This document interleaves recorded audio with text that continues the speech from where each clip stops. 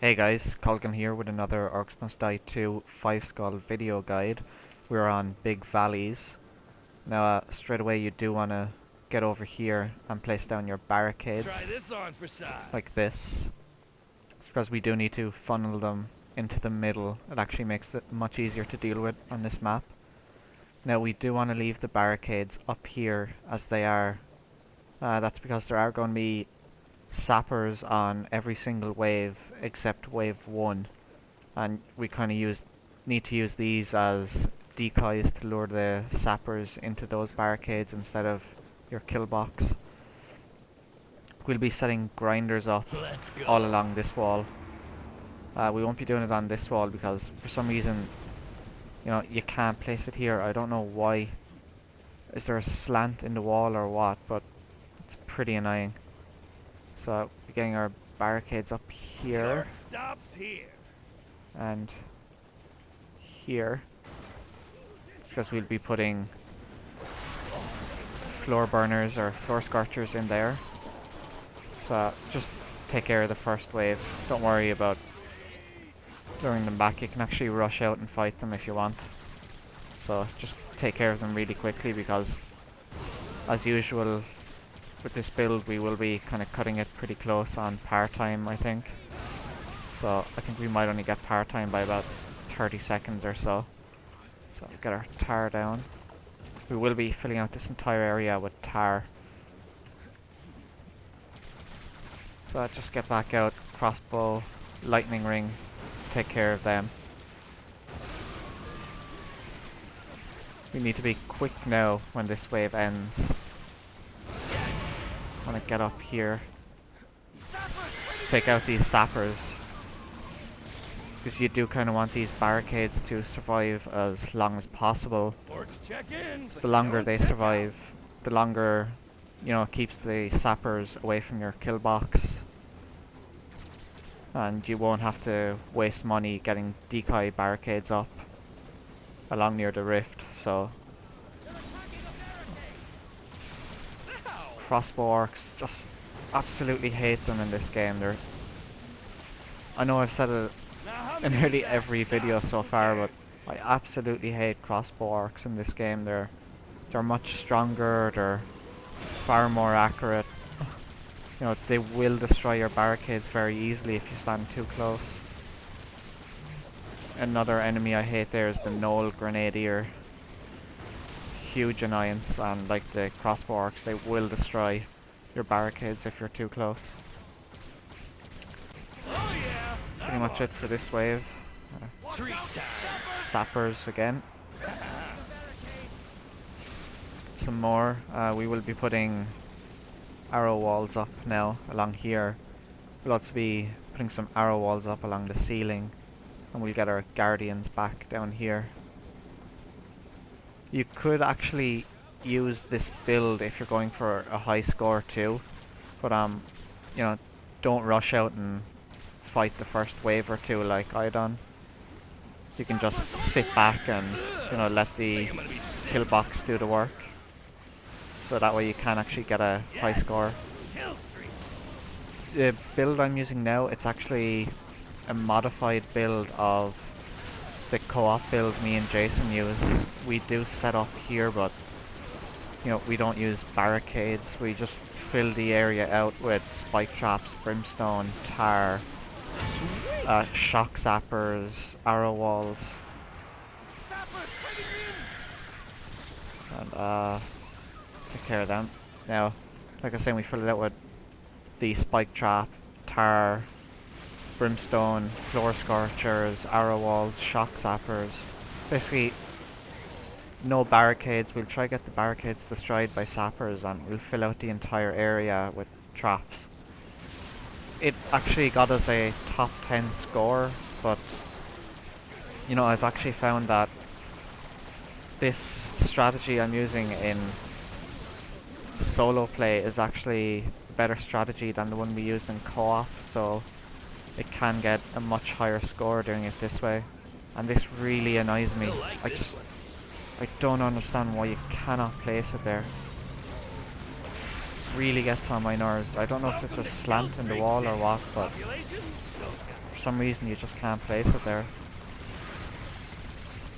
For the traps I'm using, I should tell you about their upgrades.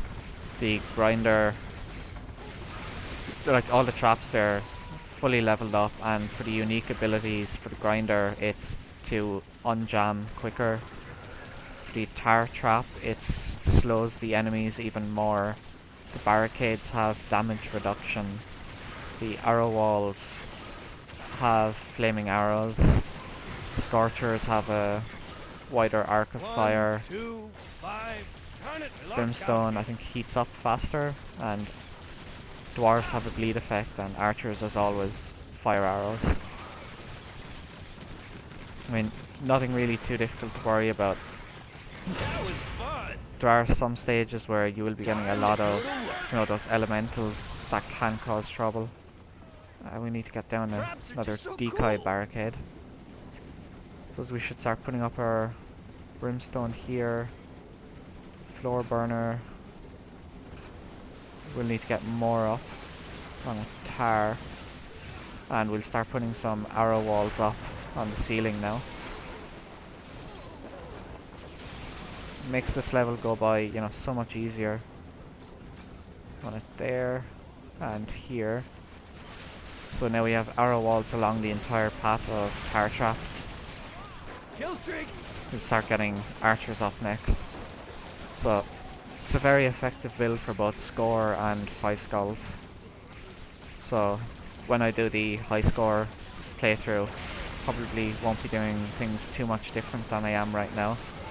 Unless between now and then I do find, a different way to actually do this build and improve upon it. But this should be, a top 100-ish score with this build too.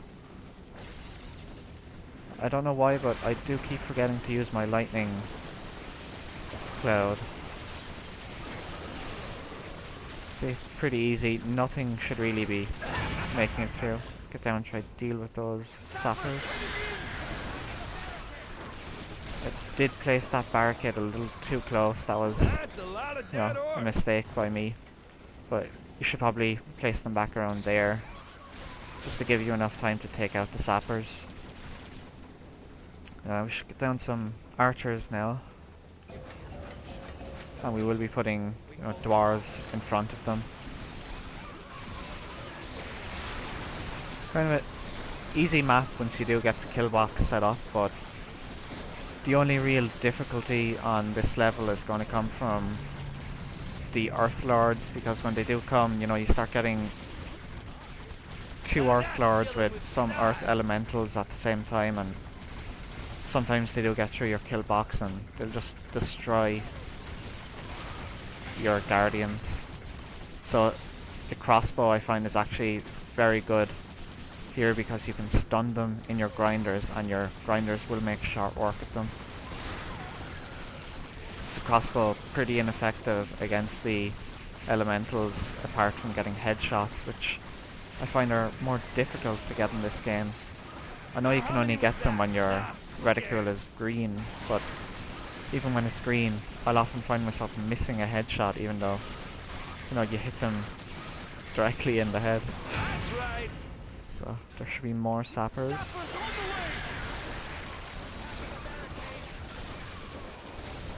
Well, we managed to keep the barricade up, although it did lose a lot of health.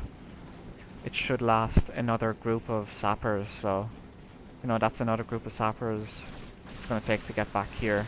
So it does buy us more time and save us a bit of money to add in more traps.